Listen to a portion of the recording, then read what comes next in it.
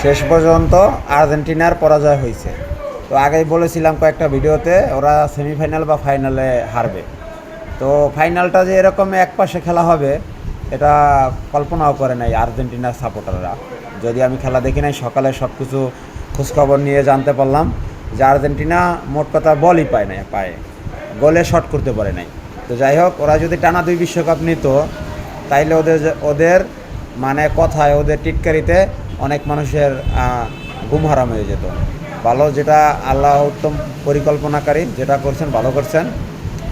স্পেনও একটা মানবিক দেশ, ইসলামের অনেক পক্ষে এরা যায়।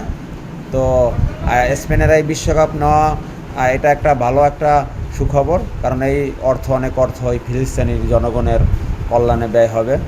এবং স্পেনেও মুসলমানরা যারা আছে বসবাস করে তারা শান্তিতে আছে। তো যাই হোক, মূল কথা 4 বছরের জন্য বাংলাদেশ থেকে একটা আপদ বিদায় হইল। কারণ গতকালকে রাত 2টা 3টা 4টার সময় ঘুমাইয়া অনেকে এখনও কাজে আসে নাই, অনেকে এখনও ঘুমায়। ম্যাক্সিমাম ঘরেই ঘুমানো লোক পাওয়া যাবে। তো এটা অর্থের অপচয়, সময়ের অপচয়, সব কিছু মিলিয়ে মোটামুটি বাংলাদেশটা একটু শান্তিতে থাকবে 4 বছর। ভালো থাকবেন সবাই, ধন্যবাদ।